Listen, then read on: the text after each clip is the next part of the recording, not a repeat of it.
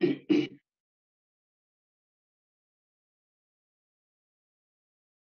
لله رب العالمين والصلاة والسلام على نبينا محمد وعلى آله وصحبه أجمعين. اللهم لا علم لنا إلا ما علمتنا إنك أنت العليم الحكيم. اللهم علمنا ما ينفعنا وانفعنا بما علمتنا وزدنا علما تنفعنا به يا رب العالمين. ربنا اشرح لنا صدورنا ويسر لنا أمورنا واحلل عقدة من ألسنتنا يفقه قولنا. اللهم لا سهل إلا ما جعلته سهلا وأنت تجعل الحزن إذا شئت سهلا فسهل لنا أمورنا يا رب العالمين. أما بعد، mes chers frères et sœurs, assalamu alaikum wa rahmatullahi wa barakatuh. J'espère que vous allez bien ainsi que vos familles. نسأل الله عز وجل أن يحفظنا. On demande à Allah عز وجل qu'il nous protège, il nous préserve tous حتى يرفع هذا الوباء بإذنه سبحانه وتعالى. Donc aujourd'hui, Inch'Allah, j'aimerais bien partager avec vous mon expérience dans l'apprentissage du Coran et l'enseignement. Donc c'est pas vraiment une conférence, mais juste un partage. Et je pense la plupart de vous ont passé déjà par ces étapes-là que je vais citer, Inch'Allah, au fur et à mesure. Et avant, Inch'Allah, il faut savoir que le Coran, c'est les paroles sacrées d'Allah Azza wa Jal. Le Coran, c'est les paroles sacrées d'Allah Azza wa Jal. Et il faut ça, vraiment, il faut les méditer. Car Allah Azza wa Jal, si tu as donné cette chance de lire ces paroles, ça veut dire, toi, pour Allah Azza wa Jal, tu veux quelque chose. Ce n'est pas donné à tout le monde. Regardez combien de personnes qui vivent sur cette terre et Allah Azza wa Jal a choisi telle personne et telle personne pour réciter le Coran. Allah Azza wa Jal a dit dans le Coran ثم أورثنا الكتاب الذين اصطفينا من عبادنا. C'est Allah qui a choisi les personnes qui vont lire ou qui vont apprendre le Coran par cœur. Et subhanallah, si tu le sens ça juste un moment, le fait d'aller à la mosquée pour apprendre le Coran ou dans les écoles coraniques, juste le fait de sentir que Allah Azza wa Jal, il t'a choisi.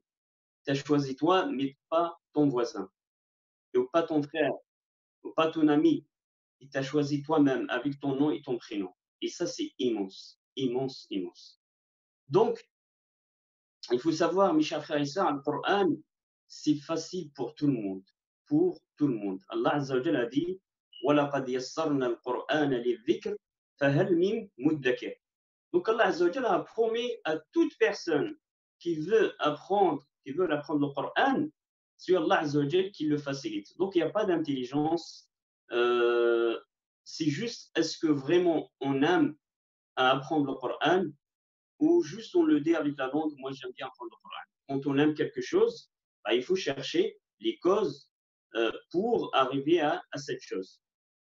Donc, moi, quand j'avais commencé l'apprentissage du Coran, je l'ai commencé ici en France. Hein, bon, quand j'étais petit en Algérie, c'est comme que les enfants, alhamdoulilah, ça c'est un ni'ma et ça reste jusqu'à aujourd'hui que les parents inscrivent leur enfant dans, qu'on l'appelle dans les kuteb. Mais ça n'a pas duré longtemps. Je crois que j'avais après 6 ou 7 hizb, Allahu a'lam. Mais c'est ici en France où, que, subhanallah, je vis les personnes, surtout les francophones, subhanallah, malgré toute la difficulté qu'ils ont dans la langue arabe, mais ils se fatiguent. Et ils payent en plus pour les cours pour apprendre le Coran. Et moi, quand je vis ça, je dis subhanallah. Moi, Allah Azza wa Jal, il m'a donné la langue arabe gratuitement. Je suis né dans un pays musulman arabe, donc je l'ai appris l'arabe gratuitement, comme ça.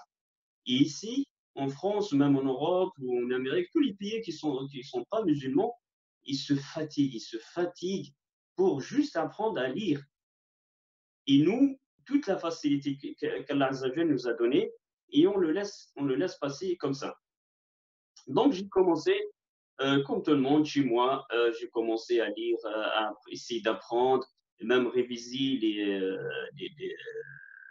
hizb que j'avais après quand j'étais petit, mais ça passe pas. J'apprends et j'arrête. Pourquoi? Parce que tu ne pourras jamais apprendre le Coran tout seul. Et ça, c'est un point qui est très, très important. Le Coran est arrivé jusqu'à là, aujourd'hui, en deux façons, ou deux méthodes. Et les deux, ils sont ensemble. l'écrit et l'oral. On appelle al-mushafaha. Al-mushafaha, l'oral, donc tu as besoin de ton prof. Tu as besoin de ton prof ou ton shir, tu ne peux pas apprendre le Coran tout seul. L'écrit, alhamdoulilah, tu l'as, le Coran, et si tu n'as pas le prof, il y a des mots, ils sont difficiles à lire. Donc, tu as besoin de ton prof. Donc, je dis, ils me le font et une école. Jusqu'au, alhamdoulilah, Cheikh Ali, Habibullah, de la mosquée de Florian, c'est lui qui m'a dit, euh, si tu veux apprendre le Coran, je connais l'institut de l'imam Nafi, alhamdoulilah, il y a Cheikh Ibrahim Ben Tahar, Habibullah. J'ai dit, Allah, bismillah. Bismillah, c'est le Coran. Donc, quand je suis parti là-bas, subhanallah, j'étais vraiment choqué. Donc, c'est une petite mosquée. Quand on en voit à l'extérieur, on dirait qu'elle va vraiment tomber. Euh, c'est même pas une mosquée, c'est une salle. Et subhanallah, quand j'ai ouvert la porte, croyez-moi, c'est comme j'ai ouvert une porte de paradis. C'est qu'est-ce que j'ai senti quand j'ai ouvert la porte. J'ai ouvert la porte de cette salle, masha'Allah, le monde, et tout âge, tout le monde est en train de réciter le Coran. Je dis, alhamdoulilah, c'est ça qu'est-ce que je cherche. C'est ça qu'est-ce que je cherche de vivre avec les frères al-Coran. Et subhanallah, quand je suis rentré, Cheikh Ibrahim, masha'Allah, Tawadu', tu ne sais même pas où il est, parce que je ne le connais pas avant.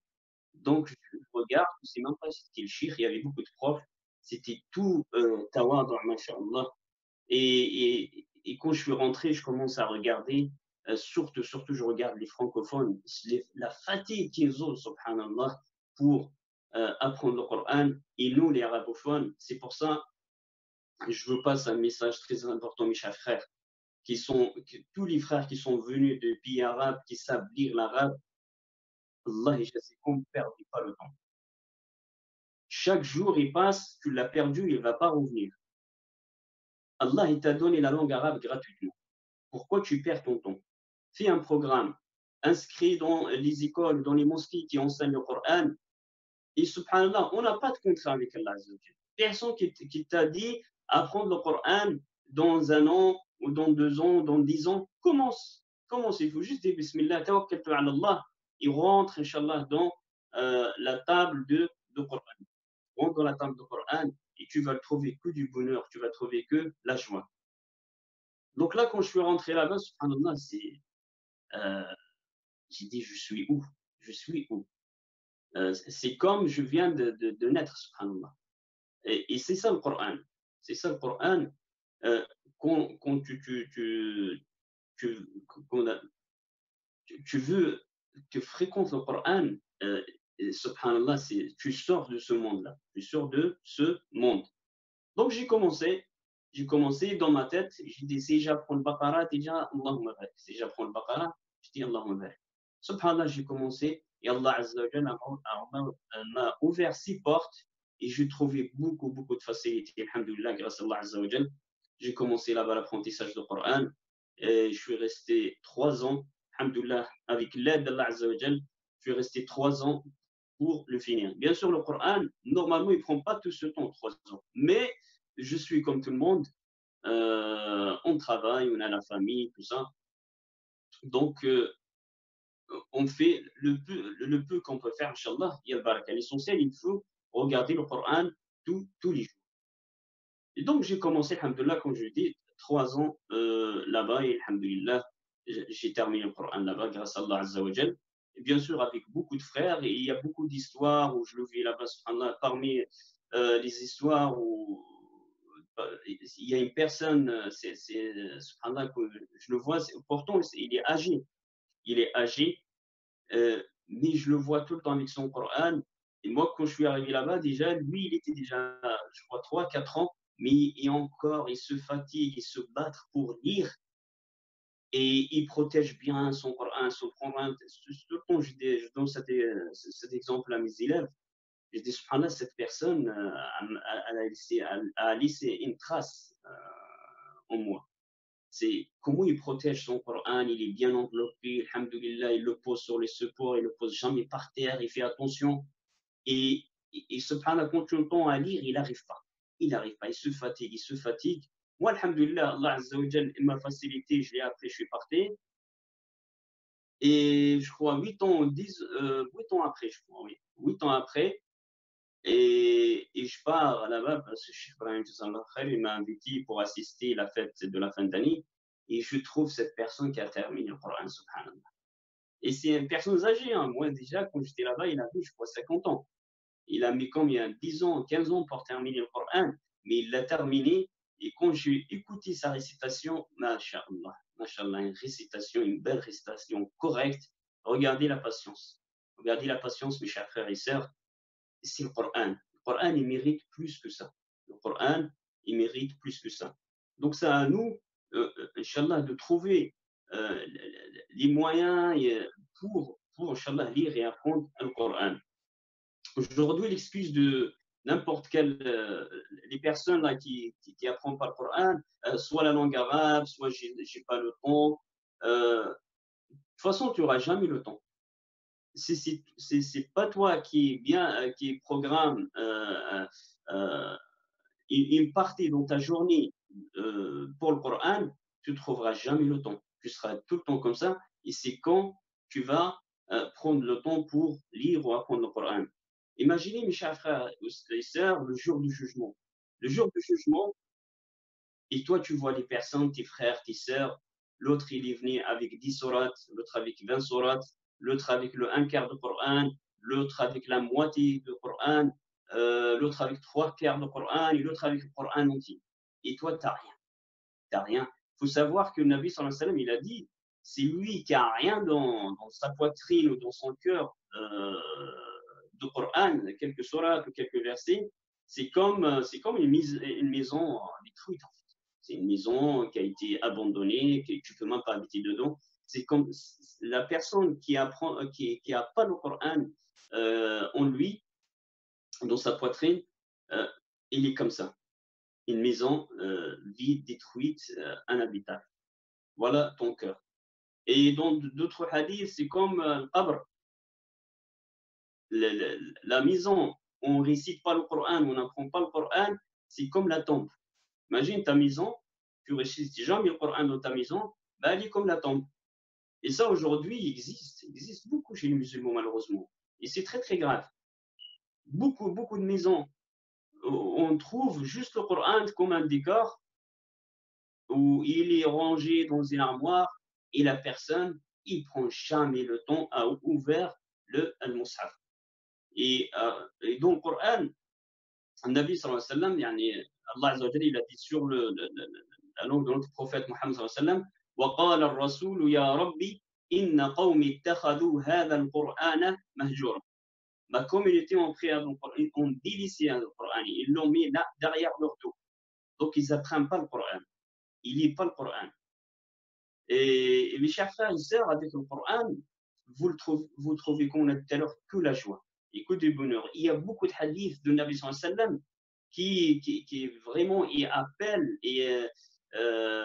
appelle les gens pour apprendre le Coran. Il le pousse à apprendre le Coran. Beaucoup de hadiths qui nous parlent sur les mérites du Coran dans dunya, dans cette vie, et d'autres hadiths dans l'akhirah. Et on va voir quelques hadiths, Inch'Allah.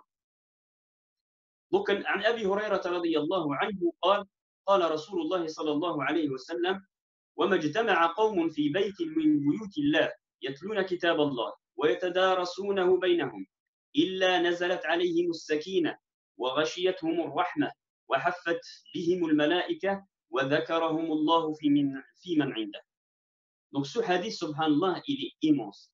Et moi, tout le temps, je le dis à mes élèves, aux parents des élèves, envoyez vos enfants à la mosquée pour apprendre. Rien que de ce hadith.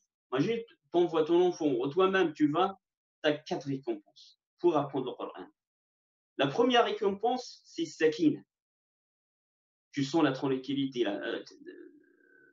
un apaisement, masha'Allah. Tu sens sakina, la tranquillité. Wa ghashiyatuhum ar-rahma. Il y a le rahma d'Allah Azza wa Jal qui tombe sur toi. Wa haffat bihim al-malaika. Et les anges, ils sont autour de toi. Ou le groupe qui sont en train de méditer et réciter le Coran. Et le plus, Allah Azza wa Jal, il parle de toi avec les anges. Il dit, regardez les serviteurs, avec ton prénom, ton nom, ton prénom, il est venu à la mosquée, regardez, il parle de toi, subhanallah. Donc regardez cette récompense. Euh, il faut pas laisser Shaitan qu'il soit une barrière entre toi et cette récompense. Le fait d'y aller à la mosquée pour apprendre le Coran. Et là, subhanallah, j'ai une histoire avec ce hadith. Euh, et tout le temps, subhanallah, le plus c'est avec les francophones et pas avec l'arabophone. Et ça, subhanallah. Sallallahu Azza wa Jalla an ya'fu anna. Un parmi mes élèves, avant, je donne les cours vraiment le soir, tard, de 19h30, 20h jusqu'à 22h. Et ces personnes-là, ils travaillent. Donc, ils travaillent. euh, Quand ils arrivent le soir pour apprendre, c'est normal qu'ils sont fatigués. Et des fois, croyez-moi, ils dorment. Ils dorment sur la table. Et une fois, j'ai parlé avec quelqu'un et je lui ai dit, si tu es fatigué, repose-toi, ça sert à rien. Tu viens pas, repose-toi. Alhamdoulilah, Inch'Allah, on a toute l'année. Il m'a dit, euh, je suis venu ici pour ce hadith. Pour ce hadith, je sais que je suis fatigué, mais au moins, j'ai envie de gagner les quatre récompenses qu'on a citées maintenant. As-Sakina, Ar-Rahma, les anges autour de nous, et, euh, et Allah, il parle de moi et de nous avec ces gens, ces anges. Donc, regardez, quand tu me l'as dit, moi, franchement, j'avais des larmes aux yeux. Même moi, je ne l'ai pas senti comme lui. C'est euh, c'est comme ça qu'il faut sentir les hadiths. On a d'autres hadiths aussi. On a un hadith qui est très très connu. خيركم من تعلم القرآن وعلمه. خيركم من تعلم القرآن وعلمه. Euh, le meilleur entre vous, c'est lui qui apprend le Coran et ensuite il enseigne. Ça, subhanallah, quatre mots, Allah Azza wa Jal, il a englobé tout le khayr. Tu veux être le meilleur? Voilà ce hadith. Et on a dans l'histoire Habib ibn Abdurrahman al-Sulami, rahimahullah, qu'on le trouve dans la chaîne de transmission de Hafs. Et lui, c'était un savant. Mais il est resté pour le Coran. On trouve dans son histoire, quand il est dans la mosquée, les gens, ils viennent pour apprendre la science. Donc, c'est lui qui vient pour la langue arabe, il dit tu vas là-bas, tu vas tel shir. C'est lui qui vient pour la fiqh, la jurisprudence, il dit tu vas tel shir. C'est lui qui veut hadith, et va voir tel shir. Jusqu'où il arrive, l'élève qui cherche à apprendre le Coran, il dit toi, tu restes avec moi. Et quand ils lui ont posé la question pourquoi tu fais ça, il a dit Ma aq'adani illa hadha al-hadith. C'est ce hadith, khayrukum man ta'allama al-Qur'an wa 'allama. C'est ce hadith qui m'a fait assis cette assis en fait pour le Coran. Je peux être meilleur dans cette communauté, donc j'applique ce hadith. Bien sûr, khayrukum man ta'allama al-Qur'an wa 'allama. Il y a beaucoup de gens qui rentrent dans ce hadith. C'est lui qui construit une mosquée, il rentre dans ce hadith. C'est lui qui construit une école coranique, il rentre dans ce hadith. Les parents qui envoient leur enfant, qui payent pour leur enfant, ils rentrent dans ce hadith. Et justement, pour les parents, on trouve un hadith qui est immense aussi, qui est le jour du jugement, où il y a certains parents, leur enfant, il vient, il le pose sur une couronne sur leur tête, et les parents, ils sont honteux. Mais cette couronne, c'est pas les couronnes qu'on a ici. C'est des choses, des diamants, de l'or qu'on n'a jamais vu. Et eux, ils posent la question à Allah, pourquoi on a ça? On n'a pas fait grand-chose pour avoir ça. Et il dit, parce que vous avez enseigné votre enfant à le Coran. Bien sûr, enseigné ici, soit eux-mêmes qui l'ont enseigné, soit ils ont envoyé leur enfant à la mosquée. À la mosquée pour apprendre le Coran. Donc vous voyez, subhanallah, l'ajab. Et en même temps, on profite aussi de ce hadith pour nous. Pour nous, surtout les arabophones qu'on est venus ici en France, en Europe, on n'a pas eu le temps, on n'a pas eu l'occasion de vivre plus avec nos parents. Donc, on n'a pas eu le temps de faire bir al-walidayn.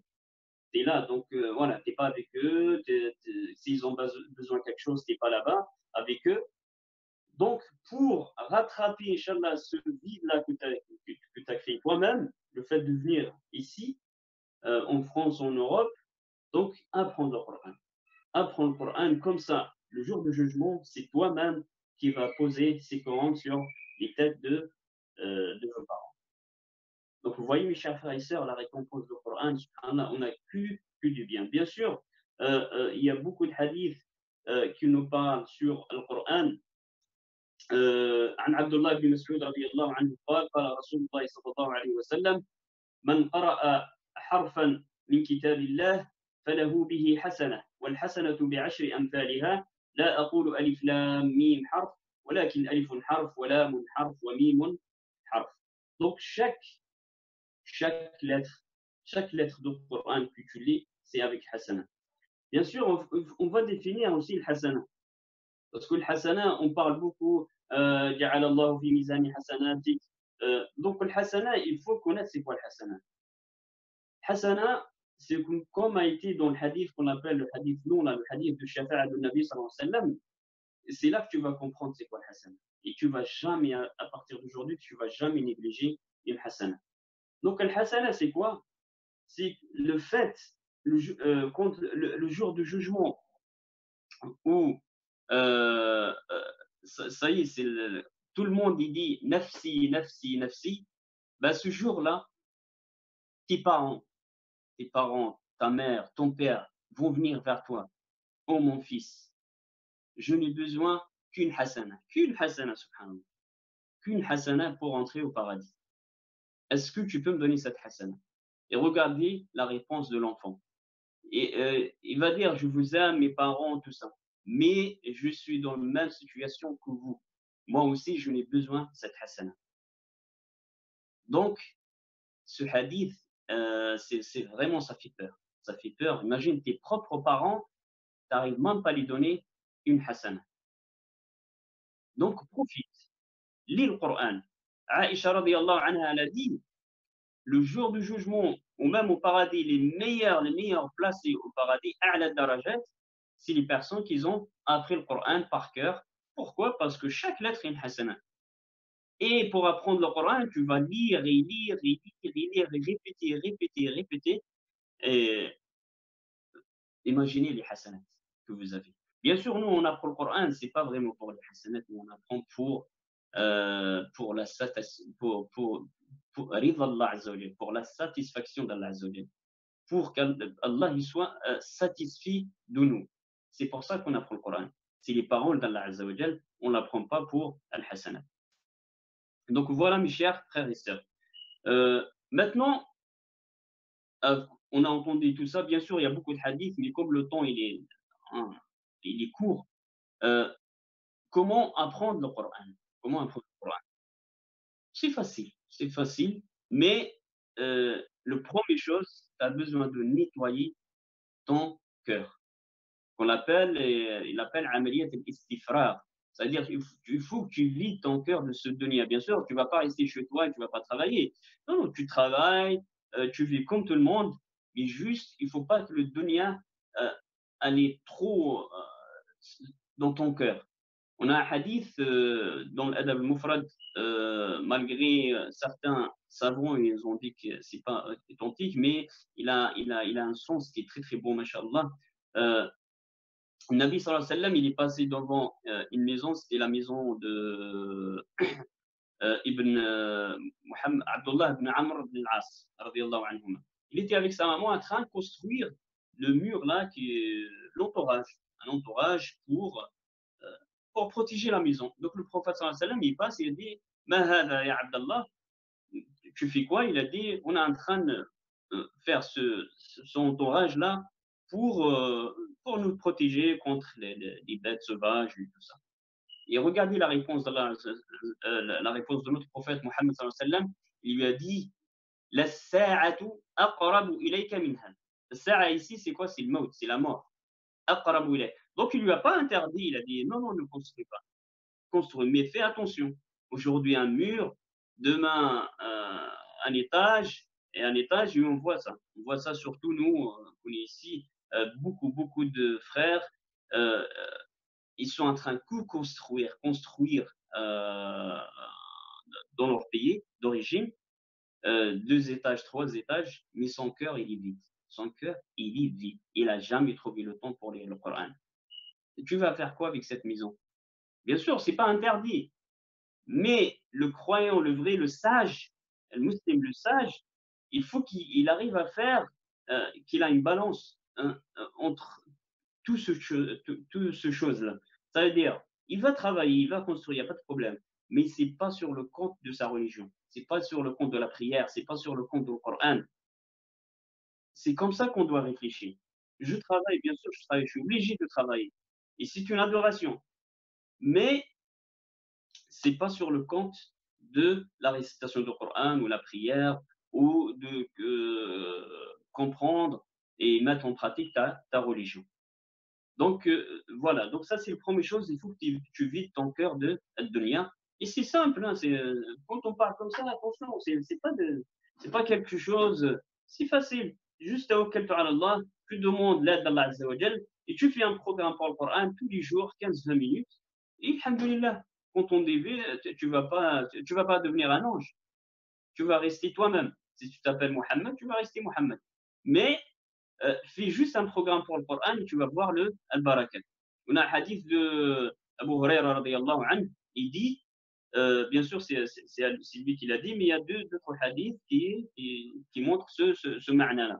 Il a dit, inna al-bayta, يعني الذي يتلى فيه القرآن تكثر فيه البركة ويعني تحضره الملائكة وتنفر منه الشياطين. Quand on récite le Coran dans une maison, il y a le baraka qui rentre, il y a les anges qui viennent et les shayatines ne restent pas dans cette maison. Et le contraire, la maison où on ne récite pas le Coran, bah, il n'y a plus de baraka, plus d'anges et il n'y a que les shayatines qui habitent dans cette maison. Ici, qu'est-ce qu'on voit chez beaucoup de gens, malgré que c'est des musulmans, subhanallah, il n'y a que des problèmes chez eux, que des problèmes, que ce soit entre la femme et son mari, entre la femme et la maman et ses enfants, entre le papa et ses enfants, il n'y a que du problème. Mais euh, quand tu poses la question pourquoi, ben, je ne sais pas. Ben non, est-ce que tu récites le Coran? Je ne récite pas le Coran, ben donc c'est normal. C'est normal qu'il y a tous ces problèmes à la maison. Donc, Inch'Allah, voilà, tu fais beaucoup d'istighfar, tu veux apprendre le Coran, si tu ne fais pas de péché, tu dois faire l'istighfar pour le ghafla. Le fait que tu as délaissé le Coran derrière ton dos, donc tu as besoin de tawbah, tu as besoin d'istighfar, et pour démarrer, Inch'Allah, bien pour l'apprentissage de Coran. Bien sûr, il y a moi, je parle, mon expérience dans le Coran, la plupart du temps où j'ai appris le Coran, c'était après l'Asr. Après l'Asr, bien sûr, on est différents. Il y en a qui apprennent bien après le Sobh, il y en a qui apprennent avant le Sobh, il y en a c'est la nuit, donc on est tous différents. C'est à toi-même de chercher le temps exact qui te convient pour l'apprentissage. Et tu vas le voir. Quand tu t'apprends bien, c'est ce temps-là qui te vient, il faut que tu le gardes, Inch'Allah. Deuxième chose, il faut que tu trouves la façon de s'asseoir, qui soit bien. Il faut que tu sois dans une chambre où il n'y a personne. Ça veut dire, il n'y a rien qui va te perturber. Même prends un coin de la maison, il n'y a rien. Comme ça, tu es concentré. Et tu peux même chronométrer. Tu dis 20 minutes, 30 minutes par jour. Et dès que c'est fini, tu t'arrêtes. Tu t'arrêtes, il n'y a pas de problème. Demain, Inch'Allah, tu vas reprendre. Et comme ça, avec ce temps, il faut juste les respecter et tu vas voir al-baraka. Et comme j'ai dit tout à l'heure, on n'a pas de contrat avec Allah Azza wa Jal. Personne qui t'a demandé d'apprendre le Coran dans un an, ou 4 ans, ou 10 ans. Donc, ça, il faut pas y aller plus que ta capacité. Parce que si tu apprends vite le Coran, tu vas l'oublier vite. Donc, tu n'auras pas le temps de le réviser. Donc, tu apprends, tu as une partie, Inch'Allah, par jour, il faut que tu fais un programme, une page par semaine, 2 pages, ça dépend de ta capacité, ton emploi du temps. Donc, une page, 2 pages. Pour un arabophone, normalement, 2 pages et demie, jusqu'à 3 pages par semaine.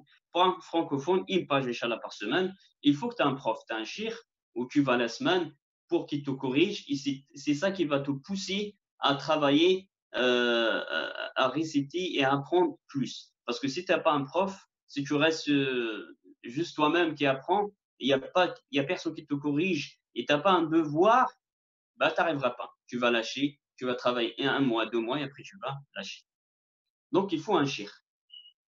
Bien sûr, il faut savoir ce chemin-là, Shaitan, il ne va pas te laisser tranquille, il va te ramener tous les problèmes. Donc, tout le temps, fil isti'adha, essaye d'être tout le temps en état propre, ça veut dire tu fais tes ablutions avant de commencer l'apprentissage du Coran, et la répétition, la répétition, la répétition. Et Inch'Allah, tu vas avec ce programme et tu vas voir que tu vas arriver. Et je répète tout le temps, tu n'as pas de contrat avec Allah. Au moment que tu vis avec le Coran, c'est subhanallah, c'est el khayr. Et personne qui dit que je peux pas. On a des exemples même dans la mosquée de Vorial, notamment le Hajj Traouri rahimahullah.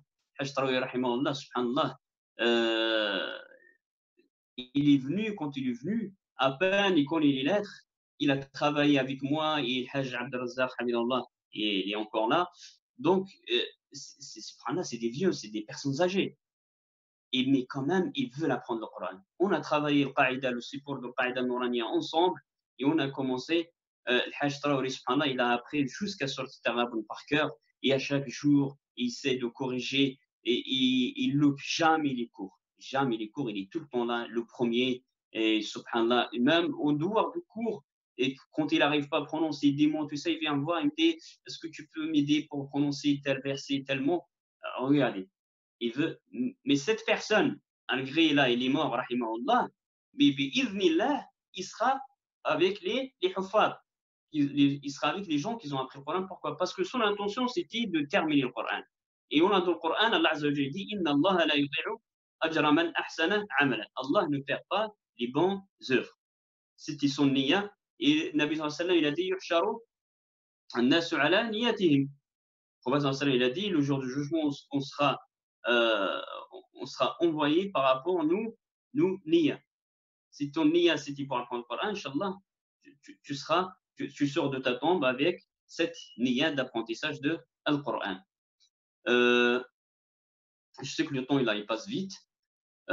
Ça, c'est pour apprendre le Coran. Le Hajj Abdelrazak aussi, masha'Allah, subhanallah. Lui, il a commencé avec moi le Qaïda Nouraniya.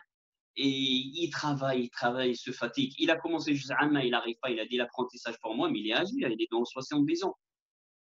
Et là, qu'est-ce qu'il fait? Il fait la lecture. On a commencé la lecture de Surat al-Baqarah, et là où il est arrivé, rien que hier, subhanallah, il est rentré dans Surat al-A'raf, la lecture.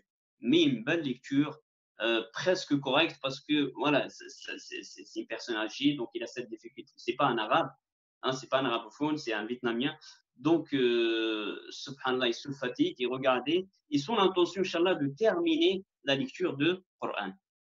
Et nous, je rappelle encore, les arabophones, il faut qu'on se réveille. Il faut qu'on se réveille, Inch'Allah, pour Al-Coran. Maintenant, on arrive, alhamdoulilah, ça c'est pour apprendre le Coran. Dans l'enseignement. L'enseignement, mes chers frères et sœurs, c'est pas n'importe qui peut enseigner le Coran. Bon, de chez toi, ça va. Mais pour prendre un groupe pour enseigner le Coran, tout ça, donc d'abord, déjà, tu fais de Allah Azza wa Jalla qui te facilite parce que c'est pas facile.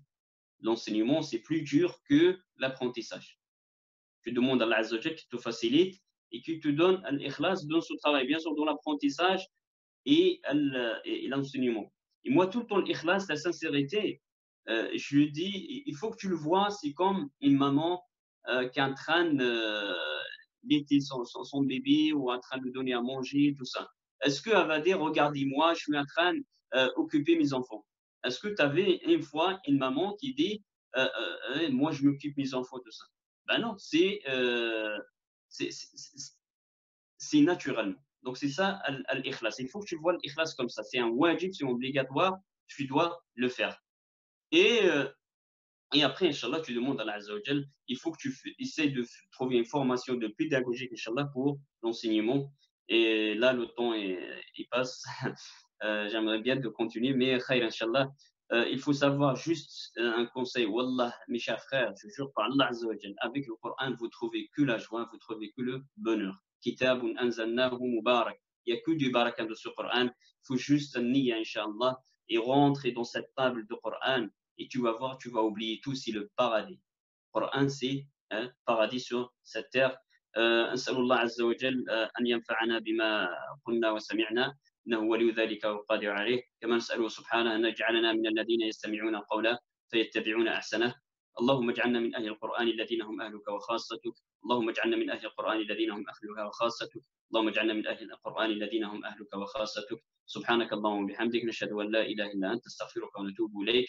اللهم ربنا اتنا في الدنيا حسنة وفي الآخرة حسنة وقنا عذاب النار ولا حول ولا قوة إلا بالله وصل اللهم وبارك وزد على عبدك ونبيك محمد وعلى آله وصحبه أجمعين وبارك الله فيكم والسلام عليكم ورحمة الله